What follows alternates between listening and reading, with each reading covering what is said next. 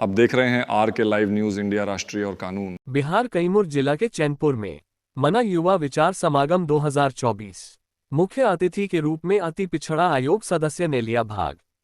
कैमूर चैनपुर प्रखंड के हाटा नगर पंचायत में स्थित प्रजापति वाटिका के प्रांगण में युवा विचार समागम 2024 का आगाज किया गया, जिसका अध्यक्षता मंगल सिंह कुशवाहा एवं संचालन राजेश मौर्य ने किया, जबकि उद्घाटन बिहार सरकार के अति पिछड़ा आयोग सदस्य वीरेंद्र सिंह कुशवाहा ने दीप प्रज्वलित कर किया। मुख्य तौर पर दिल्ली यूनिवर्सिटी के प्रोफेसर डॉक्टर सुबोध मेहता ने युवाओं में गुणवत्तापूर्ण शिक्षा की कमी पर लोगों को संबोधित किया और कहा कि आज शिक्षा सभी के लिए जरूरी है, लेकिन लोग शिक्षा से दूर है, जिसके चलते युवाओं में गुणवत्तापूर्ण शिक्षा की कमी देखा जा रहा है, जो कि बहुत ही चिंतीय विषय है, जिस पर लोगों को आगे आना पड़ेगा। उन्होंने बिहार राज्य सरकार पर जमकर बरसा और कहा कि गुणवत्तापूर्ण शिक्षा पर राज्य सरकार का कोई ध्यान नहीं है। इन छात्रों पर सरकार पूरा राशि नहीं खर्च कर रही है, जो कि कटौती कर रही है। इसके लिए बिहार के नीतीश कुमार सरकार भी दोषी है, जिसका कारण है बिहार में किसी भी विद्यालय में देखा जाए गुणवत्तापूर्ण शिक्षा से बच्चे दूर है। इस कार्यक्रम के आयोजक मौर्य समाज के केंद्र और राज्य सरकार में कार्यरत कर्मचारी गण हैं, जो कि ऐसा कार्यक्रम रखकर शिक्षा को जगाने का काम कर रहे हैं। इस अवसर पर होरिला मौर्य, विद्याधर सिंह, पूर्व पैक्स अध्यक्ष भूपेंद्र सिंह, हरेंद्र सिंह, रामाकांत सिंह, अरविंद सिंह, बम सिंह सहित कई गणमान्य लोगों ने भाग लेकर अपना अपना विचार रखा। धन्यवाद देना चाहूँगा कि उन्होंने मुझे आमंत्रण किया और मैं यहाँ पर आप लोगों के बीच में आया। देखिए, जहाँ पे हम लोग आज बैठे हुए हैं, ये कैमूर की प्राकृतिक वादियों में, जो कि कटनी मध्य प्रदेश से शुरू होता है, कैमूर माउंटेन रेंज और रोहतासगढ़ तक जाता है।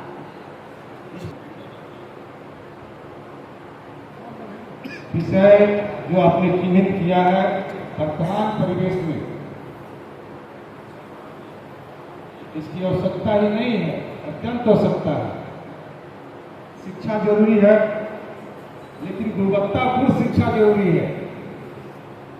इस क्षेत्र में जो समाज के पढ़े लिखे नौजवान साथी हैं, चाहे वो अभी भारत सरकार या राज्य सरकार के किसी पद पर पहुंच गए हैं, या जो गुणवत्तापूर्ण शिक्षा के लिए स्कूल और कॉलेजेस में जो सारे कमेटी है, उस कमेटी को गठन करें। लाइब्रेरी हो, चाहे प्लेग्राउंड हो, थिएटर हो, डिबेटिंग सोसाइटीज हो, इन सब का अभाव है बिहार में। बिहार सरकार जो है बहुत कम खर्च, लगभग 500 रुपया ही अपने स्टूडेंट पे खर्च कर रही है। 6% यहाँ पे ग्रेजुएट हैं और लगभग 13%, 11% के आसपास जो है यहाँ पे यूनिवर्सिटी का रजिस्ट्रेशन है। तो गुणवत्तापूर्ण शिक्षा एक बात है, लेकिन ये यहाँ तो सरकार खर्च ही नहीं कर रही है। तो जनता जो है अपने आप से, अपने ज़मीन बेच के या लोन लेकर अपने बच्चों को गुणवत्तापूर्ण शिक्षा देने के लिए आगे बढ़ रही है, जिसमें खासकर मैं कहना चाहूँगा कि जो युवाएं हैं, युवाओं को स्किल आनी चाहिए।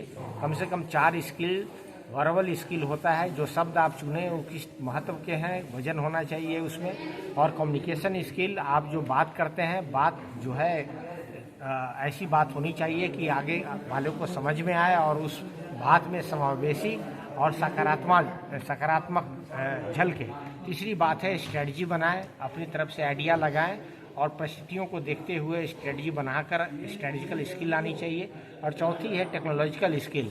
जिस तरीके से देश दुनिया आगे बढ़ रहा है, इसमें अगर आपका टेक्नोलॉजिकल स्किल है तो आप ग्लोबल सिटीजन हैं। ग्लोबल सिटीजन के माध्यम से जो वर्ल्ड है, दुनिया के बहुत सारे देश और बहुत सारी ऐसी संस्थाएं हैं, आपको अगर ये 4 जो स्किल मैंने बताया आप अगर एक्वायर कर लेते हैं तो आप कहीं भी नहीं रुकेंगे और बहुत आगे तक जाएंगे।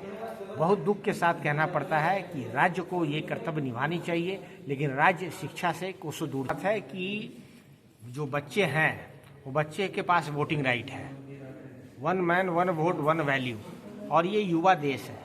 पूरी दुनिया में सबसे युवा देश अगर कोई है तो भारत है, सबसे युवा प्रदेश अगर कोई है तो बिहार है। इन युवाओं के साथ जो अन्याय किया जा रहा है, जो राज्य गरीब के लिए भगवान होता है और इस भगवान से दूर रखने की साजिश जो सरकारें कर रही है, उसको पहली तो मुंह तोड़ जवाब देना चाहिए आने वाले जो इलेक्शन है उसमें। और दूसरी बात यह है कि युवाओं को सेल्फ अपना तरीके से ऐसी बातें सीखनी चाहिए, ऐसी स्किल्स आने चाहिए उसको कि जहाँ पे कॉलेज अगर नहीं दे पा रहा हो तो इंडिपेंडेंटली भी अपनी स्किल्स को इन्हांस करें और ऐसे स्किल्स को इन्हांस करें ताकि मार्केट आगे का न्यू एजुकेशन पॉलिसी है। और ख़ासकर प्राइमरी स्कूल सेकेंडरी स्कूल को अगर आप देखें एजुकेशन सेस के बाद तो ये सबका साथ सबका विकास की बात है ही नहीं, ये तो सबका साथ सबका विनाश की बात कर रहे हैं। जिस तरीके से मनुस्मृति को लाकर कुछ लोगों को शिक्षा दी गई, सम्राट अशोक के समय में एजुकेशन सिस्टम ये सबके लिए था, बहुजन सुखाय बहुजन हिताय की बात करते थे ये लोग, welfare of all, welfare happiness of all की बात होती थी। अब शिक्षा जो है कुछ लोगों के हाथ में है और वो कुछ लोग वही लोग हैं जिनके पास जो है ज़मीन जायदाद है या फिर जो बड़े घराने के बच्चे हैं वो लोग तो शिक्षा ले रहे हैं।